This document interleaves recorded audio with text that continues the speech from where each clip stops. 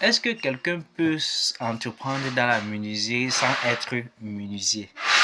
Ça, c'est un miracle. Je sais que cette vidéo doit te dépasser. Comment quelqu'un peut entreprendre dans la menuiserie alors qu'il n'est pas menuisier? Écoute cette vidéo jusqu'à la fin. Si tu cherches un business auquel tu veux te lancer sans faire une formation, ce que tu as dans cette vidéo. Bon, la menuiserie. Tu as tes moyens, tu as l'argent. Tu cherches dans quoi te lancer. Puisque tu as déjà de l'argent, tu ne veux plus perdre un an pour aller faire une formation. Là, tu vas te retrouver en train de perdre la valeur. Qu'est-ce que tu vas faire? Cherche un emplacement. Même si c'est un peu reculé, achète un terrain. Si tu as déjà un terrain, c'est encore plus bon. Construis une menuiserie. Je dis, construis une menuiserie. Une fois que tu as fini de construire la menuiserie, achète le matériel. Renseigne-toi à un menuisier. Quels sont les matériels? Donc, selon tes besoins, achète la machine, tu installes.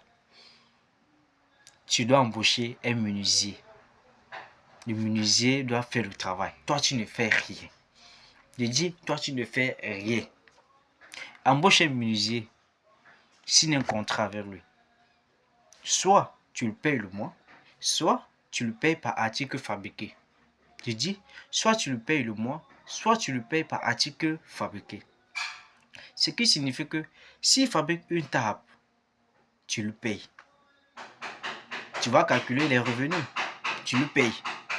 Là maintenant, tu es déjà d'entrer dans la valorisation. Donc tu as ton usine, les gens travaillent et toi tu as ouvert un marché, un point de vente. Lorsqu'ils fabriquent, tu prends, tu installes. Ça attire les clients. Tu vas vendre. Je dis tu vas vendre parce qu'on construit des maisons tous les jours. Si tu es dans une région où les cercueils se vendent, tu vas embaucher quelqu'un qui sait fabriquer les cercueils. Je dis, tu vas embaucher quelqu'un qui fabrique les cercueils, uniquement les cercueils. Tu t'arranges avec lui, tu signes un contrat. Tu vas fabriquer, je te paye par cercueil, tel montant, tel. Dès qu'il finit de fabriquer, il finit de transformer le bois, tu portes et tu peux installer. Tu es juste un vendeur. Tu as ton usine qu'on est en train de transformer. Maintenant, tu es là maintenant juste pour revendre. Tu as ton argent. Tu n'es plus obligé d'aller faire la menuiserie. Hein? C'est la même chose pour la soudure. Je dis, c'est la même chose pour la soudure. En même temps, tu peux aussi faire de la menuiserie et aussi la soudure. Je dis, en même temps, tu fais de la menuiserie et en même temps la soudure. Ça, c'est un business qui est très rentable.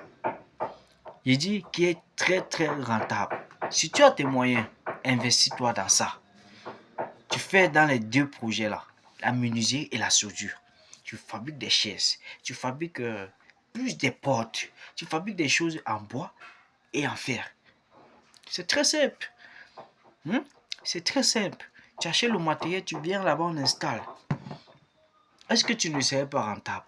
Tu serais rentable. Bon, maintenant ici, qu'est-ce qu'il te faut? Il te faut faire l'étude du marché où tu vas vendre tes choses, où tu vas vendre la marchandise. Tu peux transformer tes choses loin au village, mais tu rentres loin en ville. Je veux prendre la ville du pays comme le Cameroun, parce qu'actuellement nous sommes au Cameroun. Si tu es dans une ville éloignée de Douala, parce que Douala c'est une ville auquel il y a la population, dont les choses s'achètent tous les jours. Tu peux transformer tes choses, par exemple, je peux prendre ma zone Djombi, ou Kekem, ou Bafan, ou Konsamba. Tu peux transformer loin là-bas, en sachant que tes choses en vendant là-bas sont moins chères. Tu cherches un conducteur si tu n'as pas un moyen de transport. Tu cherches un conducteur, celui qui va commencer à transformer tes choses du village vers la ville. Tu crées un point de vente en ville. Tu vas vendre tes choses très très bon. Je dis, tu n'es pas obligé de vendre. Tu es juste là. Tu peux toujours employer quelqu'un qui va s'en charger uniquement pour la vente. Donc, lorsque la marchandise a été déjà fabriquée à l'usine, tu fixes tes prix avant de mettre là-bas. Parce que je sais que tu vas y réfléchir que si celui-là vend plus ou bien celui-ci vend moins. Tu mets Tu fais en sorte que lorsque tu apportes une marchandise, le prix est déjà là. Le prix est déjà là. Tu mets un système électronique, ça sort avec la facture. Lorsque le client va acheter, ça va sortir, la facture sort dans la machine. Donc, ce qui fait que toi, tu serais là pour contrôler toutes les ventes. Et en même temps, tu peux toujours mettre un système auquel, si on achète, tu reçois directement dans ton portable. C'est possible. Renseignez-vous. Il faut avoir l'esprit pour développer. Il faut créer. Même si tu ne fais pas dans la menuiserie, tu peux le faire. Même si tu ne fais pas dans la soudure, tu peux le faire. Tu emploies les techniciens. Il y a assez de techniciens au quartier qui chôment, qui n'ont pas l'argent pour ouvrir leur propre atelier. Donc, tu peux employer des jeunes. Tu peux employer des jeunes qui ont fini leur formation, mais qui n'ont pas la capacité d'ouvrir leur propre atelier. Si cette vidéo t'a vraiment intéressé, reste scotché pour d'autres.